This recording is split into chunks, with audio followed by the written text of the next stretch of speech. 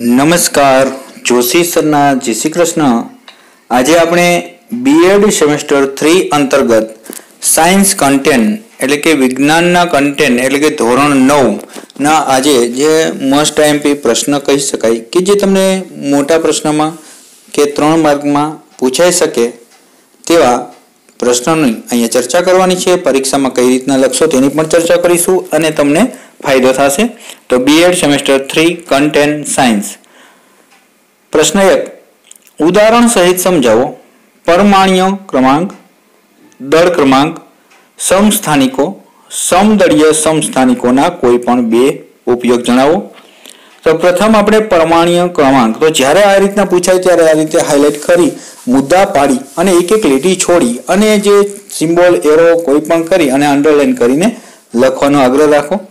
પ્રસ્તાવના ઉપસાહાર થોડો તમે તમારી રીતે લખી દેવાનો. અહીંયા આપણે એ લેતા નથી, પણ નિબંધલક્ષીમાં પૂછાય તો લખી દેવાનો થોડો 3 માર્ક્સમાં જરૂર નથી. પરમાણ્વીય ક્રમાંક એટલે કે સંજ્ઞા ઝેડ કોઈ પણ તત્વના પરમાણુના કેન્દ્રમાં હાજર રહેલા પ્રોટોનની સંખ્યાને પરમાણ્વીય ક્રમાંક ઝેડ કહે છે. ઉદાહરણ તરીકે હાઇડ્રોજન માટે ઝેડ બરાબર 1 કારણ કે તેના કેન્દ્રમાં એક પ્રોટોન હાજર છે. બીજી બાબત છે દળ ક્રમાંક. તો એને દર્શાવીશું A. તો પરમાણુના કેન્દ્રમાં રહેલ પ્રોટોન અને ન્યુટ્રોનની કુલ સંખ્યાના સરવાળાના તત્વોનો દળ ક્રમાંક A કહે છે. ઉદાહરણ તરીકે એલ્યુમિનિયમનો દળ ક્રમાંક 13 પ્રોટોન પ્લસ 14 ન્યુટ્રોન એટલે કે 27 યુનિટ. ત્યારબાદ સમસ્થાનિકો. તો એક જ તત્વના જુદા જુદા પરમાણુઓ જેમાં પરમાણ્વીય ક્રમાંક સમાન પરંતુ દળ ક્રમાંક અસમાન હોય તેને સમસ્થાનિકો કહે છે. ઉદાહરણ તરીકે હાઇડ્રોજન 3 સમસ્થાનિકો જે આપણે કહી શકાય કે પ્રોટિયમ, ડ્યુટેશિયમ અને ટ્રિટિયમ ધરાવે છે.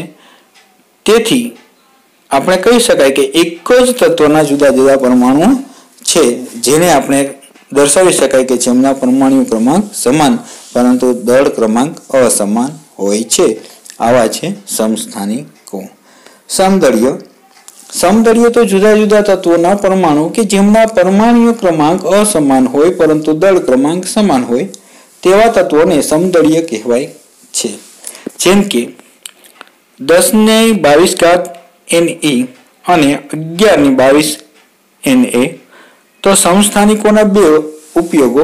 તો આપણે ઉપયોગોના સંદર્ભમાં વાત કરીએ તો કેન્સરની સારવાર માટે અને ગોઈટર રોગની સારવાર માટે. તો કોબાલ્ટ અને આયોડિન છે તે આપણે કહી શકાય કે સમસ્થાનિકો રહેલા છે. ત્યારબાદ બળ તથા જે ગતિના નિયમો છે તેના સંદર્ભમાં એક પ્રશ્ન પૂછાઈ શકે તેવો યુનિટ છે.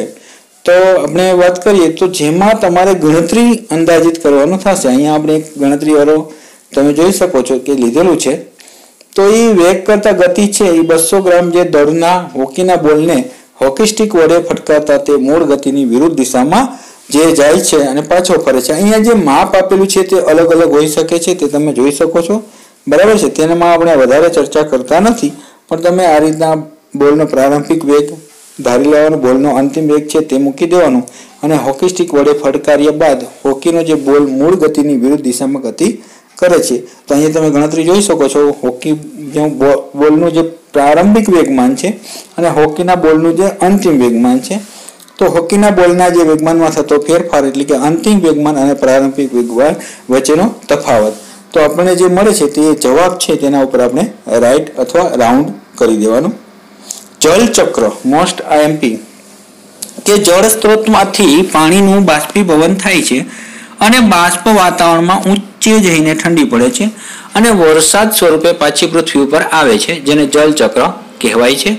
દિવસે સૂર્યના તાપથી પાણીનું જે બાષ્પમાં નિર્માણ થાય છે અને ઊંચા તાપમાન અને દબાણ બાષ્પ ઠંડી પડે છે અને વરસાદ હિમ કે બરફ સ્વરૂપે પૃથ્વી પર આવે છે.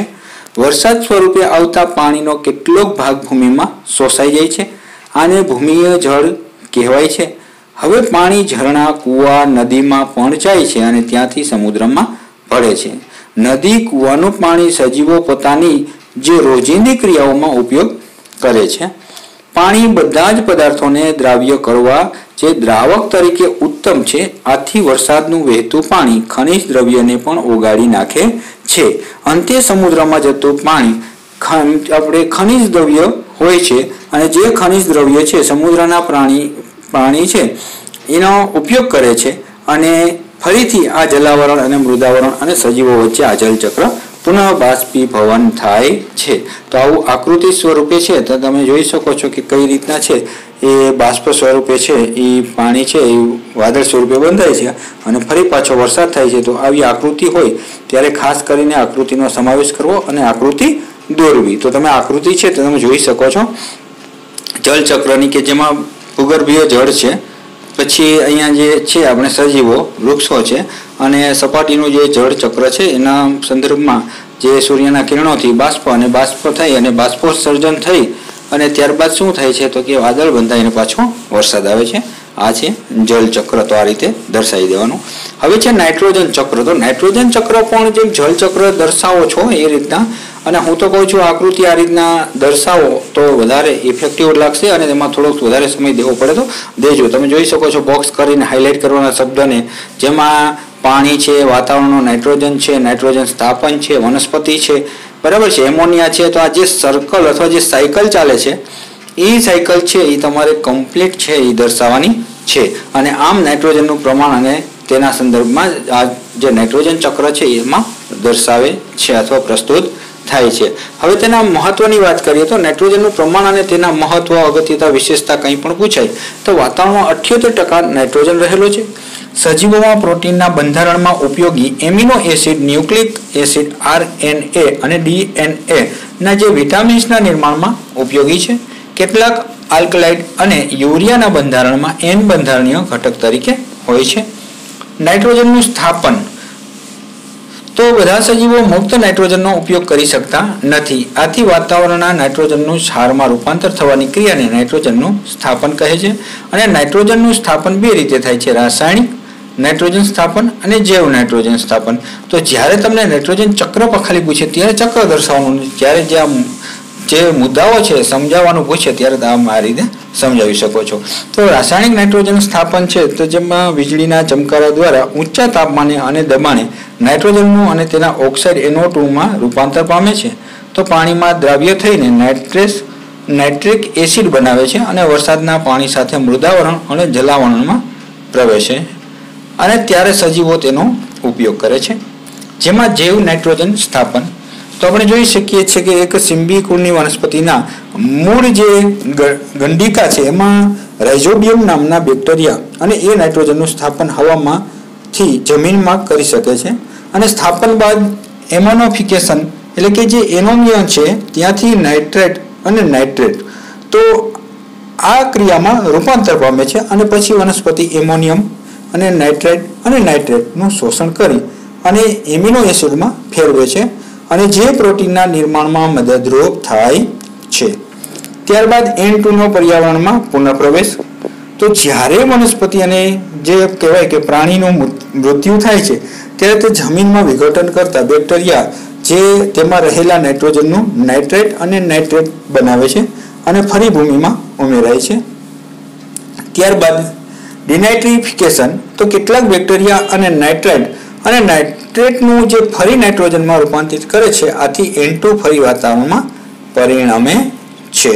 તો આ સમજૂતી સાથે છે તો એ આ રીતે લખી શકો છો. હવે ત્યાર પછીનો પ્રશ્ન જોઈએ તો સાંભળવાનો વિસ્તાર વિશે નોંધ લખો અથવા સાંભળવાના વિસ્તાર વિશે ટૂંક નોંધ લખો. તો આપણી બધી આવૃત્તિના ધ્વનિ સાંભળી શકતા નથી. મનુષ્યમાં ધ્વનિને સાંભળવાનો વિસ્તાર લગભગ 20 હર્ટ્ઝથી જે 20,000 હર્ટ્ઝ સુધીનો હોય છે. 5 વર્ષથી ઓછી વયના બાળક તથા કેટલાક પ્રાણીઓ જેમ કે કૂતરો 25 kHz સુધીના ધ્વનિ સાંભળી શકે છે. જેમ કે વ્યક્તિની ઉંમર વધતી જાય તેમ તેમ તેના કાન ઉચ્ચ આવૃત્તિઓ ઓછી સાંભળી શકે છે. 20 હર્ટ્ઝથી ઓછી આવૃત્તિ ધરાવતા ધ્વનિને અવશ્રાવ્ય ધ્વનિ તરીકે સાંભળી શકતા હોય તો તે કોઈ લોલકના કંપનો એવી રીતે જે સાંભળી શકતા હોય જેવી રીતે માખીની પાંખોની કંપન સાંભળી શકીએ છીએ. હવે આપણે વાત કરીએ તો ગેંડો છે 5 હર્ટ્ઝ આવૃત્તિ ધરાવતા અશ્રાવ્ય ધ્વનિનો ઉપયોગ કરીને સંપર્ક સ્થાપિત કરે છે। વહેલ તથા હાથી અશ્રાવ્ય ધ્વનિના રેન્જમાં ધ્વનિ ઉત્પન્ન કરે છે। એવું જોવામાં આવ્યું છે કે કેટલાક પ્રાણીઓ ભૂકંપ પહેલા ઓછી આવૃત્તિવાળા અશ્રાવ્ય ધ્વનિ ઉત્પન્ન થતા હોય છે, જે કદાચ આ પ્રાણીઓ સાવધાન કરતા હશે અથવા એને સંભળાતા હશે। 20 જે હર્ટ્ઝથી વધારે આવૃત્તિ ધરાવતા ધ્વનિને પરાશ્રાવ્ય ધ્વનિ અથવા પરાધ્વનિ કહે છે। ડોલ્ફિન, ચામાચીડિયું જે આ છે એ પોર્પોઇસ અથવા પરાધ્વનિ ઉત્પન્ન કરે છે અને કેટલીક પ્રજાતિના જે ફૂદાઓની જે શ્રવણ શક્તિ ખૂબ જ ઊંચી હોય છે અને આ ફૂદા કે ચામાચીડિયા દ્વારા ઉત્પન્ન થતી ઉચ્ચ આવૃત્તિની જે ચીંચી જેવા ધ્વનિને સાંભળી શકે છે। તેમને પોતાની આસપાસ ઉડતા ચામાચીડિયાની જાણકારી મળે છે અને પોતાને જે પકડાઈ જતા છે એ બચાવે છે। ઉંદર પણ પરાધ્વનિ ઉત્પન્ન કરી અને કેટલીક રમતો રમે છે। ત્યારબાદ સમસ્થાનિકો વિશે માહિતી આપો। આપણે અગાઉ પણ ચર્ચા કરી તેને થોડુંક ડીપમાં કદાચ સમસ્થાનિકો વિશે પૂછે તો કુદરતમાં અમુક એવા તત્વોના પરમાણુની ઓળખ થઈ છે કે જેઓ સમાન પરમાણુય ક્રમાંક ધરાવે છે પરંતુ અસમાન દળાંક છે એ ધરાવે છે। તો એ જે દળાંક છે અસમાન, તો ઉદાહરણ તરીકે હાઇડ્રોજન પરમાણુ 3 પરમાણુય ઘટકો ધરાવે છે જેમના નામ અનુક્રમે પ્રોટિયમ, ડ્યુરેરિયમ, જેમના નામના સંદર્ભમાં ટ્રિટિયમ। તો આ જે છે દરેક પરમાણુય ક્રમાંક 1 છે પરંતુ દળ ક્રમાંક છે અનુક્રમે 1, 2, 3 છે। તો અનુક્રમે આપણે આ પ્રકારના અન્ય ઉદાહરણોના સંદર્ભમાં ચર્ચા કરીએ તો જેમ કે કાર્બન અને ક્લોરીન, બરાબર છે, તમે જોઈ શકીએ છીએ। તો કાર્બન અને ક્લોરીન છે એમાં 6 છે પરંતુ જે દળ ક્રમાંક છે એ ભિન્ન છે। ક્લોરીનમાં પણ આ જ રીતે રહેલું છે। આ ઉદાહરણોના આધારે સમસ્થાનિકો આ રીતે વ્યાખ્યાત કરી શકાય। સમાન તત્વના પરમાણુઓ છે જે સમાન પરમાણુય ક્રમાંક પરંતુ અસમાન દળ ક્રમાંક ધરાવે છે તેને સમસ્થાનિકો કહે છે। આમ આપણે કહી શકીએ કે નાઇટ્રોજન પર પરમાણુના જે 3 સમસ્થાનિકો જેના નામ અનુક્રમે પ્રોટિયમ, ડ્યુરેટિયમ અને ટ્રિટિયમ, તો આ જે રહેલા છે એમાં ઘણા તત્વો સમસ્થાનિકોનું મિશ્રણ ધરાવતા હોય છે। તત્વોનો દરેક સમસ્થાનિક એક શુદ્ધ પદાર્થ છે અને સમસ્થાનિકો રાસાયણિક ગુણધર્મો સમાન હોય છે પરંતુ તેઓના ભૌતિક ગુણધર્મો જુદા જુદા હોય છે। કુદરતમાં ક્લોરીન 2 સમસ્થાનિકો સ્વરૂપમાં પ્રાપ્ત થાય છે જેના દળ આપણે કહી શકીએ કે 35 અને 37 છે, જે 3:1 ગુણોત્તરમાં હોય છે। દેખીતી રીતે આપણને પ્રશ્ન થાય કે ક્લોરીનનું દળ આપણે શું લઈ શકીએ, તો ચાલો આપણે તે શોધીએ। તો આ રીતના તમે શોધી શકો છો કે માહિતીના આધારે જે સરેરાશ દળાંક છે એ આ રીતે શોધી શકાય છે। 35 ગુણ્યા 75/100 વત્તા 37 ગુણ્યા 25/100, તો આપણને જે જવાબ મળે છે દળ ક્રમાંકના સંદર્ભમાં 35.5। તો આ તમે જોઈ શકો છો કે કોઈ પણ કુદરતી તત્વના પરમાણુનું દળ એ તે તત્વના કુદરતી રીતે મળતા તમામ પરમાણુના દળની સરેરાશ જેટલું હોય છે। જો તત્વને કોઈ ચોક્કસ સમસ્થાનિક ન હોય તો તેનું દળ તેના કેન્દ્રમાં રહેલા પ્રોટોન અને ન્યુટ્રોનની જે કુલ સંખ્યાના સરવાળા જેટલું હોય છે। પરંતુ જો તત્વ સમસ્થાનિક સ્વરૂપે મળે તો આપણે તેના દરેક સમસ્થાનિક સ્વરૂપનું ટકાવાર પ્રમાણ જાણવું પડે। તેના આધારે સરેરાશ દળની ગણતરી થઈ શકે છે। તેનો અર્થ એવો નથી કે ક્લોરીન કોઈ પણ પરમાણુ અપૂર્ણાંક જે દળ ધરાવે છે તેના સંદર્ભમાં એનો અર્થ એવો થાય છે કે જો તમે ચોક્કસ માત્રામાં ક્લોરીન લેશો તો તેમાં ક્લોરીનના બંને સમસ્થાનિકોનો સમાવેશ થતો હશે અને તેનું સરેરાશ દળ 35.5 હશે। તો આ મોસ્ટ આઈએમપી પ્રશ્ન હતો। હવે તમને આવા દાખલા સ્વરૂપના 1-2 પ્રશ્નો પૂછાઈ શકે છે। લાઇસોસોમ, તો ઉત્પત્તિ જોઈએ તો ગોલ્ગી પ્રસાધનમાંથી જે પુટિકાઓ રૂપે જે લાઇસોસોમ છે એ ઉત્પન્ન થાય છે। સંરચનાના સંદર્ભમાં વાત કરીએ તો પાચક ઉત્સેચકો જે હાઇડ્રોલેઝ છે ધરાવતી આપણે અવિચલિત અથવા અવિરત પટલીય જે કોથળીઓ જેવી રચના છે। આ લાઇસોસોમ કોથળીના ઉત્સેચકો અને કણિકામય અંતઃકોષ ઝાડ દ્વારા નિર્માણ પામે છે।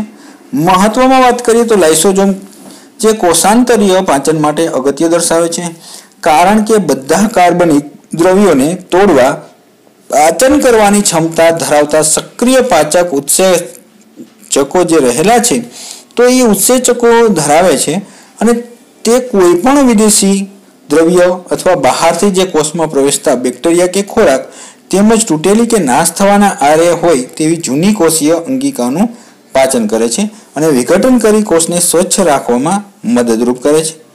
આમ લાઇસોઝોમ કોષના ઉત્સર્ગ દ્રવ્યો કચરાને ત્યજતા તંત્રના પ્રકાર તરીકે છે. આથી લાઇસોઝોમને કોષની આત્મઘાતી કોથળી પણ કહેવામાં આવે છે. ત્યારબાદ ઓક્સિજન ચક્ર, જેમ કે જલ ચક્ર, નાઇટ્રોજન ચક્ર અને ઓક્સિજન ચક્ર. તો સુદર્શન ચક્રની જેમ આ ત્રણમાંથી બે ચક્ર આઈએમપી છે, તો ખાસ તમે આ ચક્ર છે 3 જોઈ લેજો. તો સજીવ અને નિર્જીવ જે ઘટકો વચ્ચે થતા O2ના જે આપણે કહી શકાય, તો એવા જે ઓક્સિજન ચક્ર તરીકે જે સક્રિયકરણ છે તેના સંદર્ભમાં આપણે ઓક્સિજન ચક્ર કહી શકાય, કે જેમાં ઓક્સિજન તો નિર્જીવ ઘટક અને જેવી જે અણુઓ, કાર્બોદિત પ્રોટીન, જે આપણે કહી શકાય કે અને ન્યુક્લિક એસિડ, બરાબર છે, તો જે આ આવશ્યક ઘટક તરીકે હોય છે. અને બીજા નિર્જીવ ઘટકોમાં જોઈએ તો વાતાવરણમાં મુક્ત સ્વરૂપમાં આશરે 21% જેટલો ઓક્સિજન, પૃથ્વીના પોપડામાં કાર્બન ડાયોક્સાઇડ ધાતુઓ અને સિલિકોનના ઓક્સાઇડ સ્વરૂપમાં સંયોજન રૂપે ઓક્સિજન મળી આવે છે. O2નો ઉપયોગ કરતી ક્રિયાઓના સંદર્ભમાં વાત કરીએ તો વાતાવરણમાં O2ના 3 પ્રક્રિયાઓ દહનમાં, શ્વસનમાં અને નાઇટ્રોજન ઓક્સાઇડના નિર્માણમાં વપરાય છે. વાતાવરણનો જે O2 છે અને કાર્બનિક છે, તો આપણે જોઈએ શ્વસન, આ જે ઓક્સિજન ચક્ર છે એના સંદર્ભમાં આપણે સમજી લઈએ કે શ્વસન છે સામેની સાઈડ, પ્રકાશ સંશ્લેષણ છે, અને આ બાજુ સામસામે જોઈએ તો વાતાવરણનો O2 અને કાર્બનિક છે અને આ બાજુ CO2 અને H2O છે. તો આ સતત જે આ ચક્ર છે એ આ પોષણ કળીની જેમ સતત જે ફરતું રહે છે તે છે ઓક્સિજન ચક્ર. અને તમને પરીક્ષામાં પૂછાય તો O2ની મુક્ત કરતી ક્રિયાના સંદર્ભમાં વાત કરીએ, બરાબર, કે જે O2 મુક્ત કરતી ક્રિયામાં હરિત દ્રવ્ય ધરાવતો સજીવ, દાખલા તરીકે લીલી વનસ્પતિઓ વડે થતી પ્રકાશ સંશ્લેષણની ક્રિયામાં O2 વાતાવરણમાં પાછો મુક્ત કરાય છે. એટલે આપણે જોઈ શકીએ છીએ કે જે આ O2 છે એ આપણને પાછો વાતાવરણમાં મળે છે પ્રકાશ સંશ્લેષણથી. તો આ રીતે ઓક્સિજન ચક્ર રહેલું છે. ત્યાર પછીનો પ્રશ્ન, જડત્વના 3 પ્રકારો યોગ્ય ઉદાહરણ દ્વારા સમજાવો. તો જડત્વના 3 પ્રકારોમાં એક સ્થિર સ્થિતિનું જડત્વ, ગતિનું જડત્વ, દિશાનું જડત્વ. તો સ્થિર સ્થિતિનું જડત્વ તો પદાર્થના જડત્વના ગુણધર્મના લીધે પદાર્થને સ્થિર અવસ્થામાં રહેવાનો પ્રયત્ન કરે છે કે જ્યાં સુધી તેના પર સંતુલિત કે અસંતુલિત બાહ્ય બળ ન લાગે. ઉદાહરણ તરીકે સ્થિર બસમાં ધારો કે કોઈ વ્યક્તિ ઊભો હોય અને બસ અચાનક ચાલુ થાય તો આવી સ્થિતિમાં તે વ્યક્તિ પાછળ તરફ નમી જાય છે. આમ થવાનું કારણ બસ અચાનક ચાલુ થતાં આપણા પગ કે જે બસના તળિયા સાથે સંપર્કમાં છે તે અચાનક ગતિમાં આવે છે, પરંતુ શરીરનો ઉપરનો ભાગ છે તે જડત્વના કારણે આ ગતિનો વિરોધ કરે છે. ગતિનું જડત્વ જોઈએ તો પદાર્થના જડત્વના ગુણધર્મને લીધે પદાર્થ જે અચળ વેગથી ગતિ કરતો હોય તો તે અચળ વેગથી ગતિ ચાલુ રાખે છે કે જ્યાં સુધી તેના પર અસંતુલિત બાહ્ય બળ ન લાગે. ઉદાહરણ દ્વારા કોઈ વ્યક્તિ જો અચળ વેગથી આપણે સુરેખ માર્ગ ઉપર ગતિ કરતી હોય અને મોટરકારમાં સીટ પર બેઠેલી હોય તો તે વ્યક્તિ પણ મોટરકારના વેગ જેટલા વેગથી ગતિમાં હોય છે, પરંતુ સીટની અપેક્ષામાં તે વ્યક્તિ ત્યાં સુધી સ્થિર અવસ્થામાં રહી શકે છે જ્યાં સુધી મોટરકારને રોકવા માટે તેનો ડ્રાઈવર બ્રેક લગાડે નહીં. જો ડ્રાઈવર અચાનક બ્રેક લગાડીને મોટરકારને સ્થિર અવસ્થામાં લાવે તો મોટરકારની સીટ પણ જે કહેવાય કે સ્થિર અવસ્થામાં આવે છે, પરંતુ વ્યક્તિનું શરીર જડત્વના કારણે ગતિમાન અવસ્થામાં જ રહેવાની વૃત્તિ ધરાવે છે અને પરિણામે અચાનક બ્રેક લાગવાના કારણે તે વ્યક્તિની સીટ જે આગળ જે આપણે કહી શકાય કે લગાડેલ પેનલ હોય એની સાથે અથડાઈ અને ઘાયલ પણ થઈ શકે છે. તો આ પ્રકારના અકસ્માતથી બચવા આપણે સુરક્ષા બેલ્ટનો ઉપયોગ કરવામાં આવે છે અને સુરક્ષા બેલ્ટમાં વ્યક્તિની શરીરની આગળની તરફની ગતિને જે ધીમી પાડતું બળ લગાડે છે અને તેથી વ્યક્તિ ઘાયલ થતા બચી જાય છે.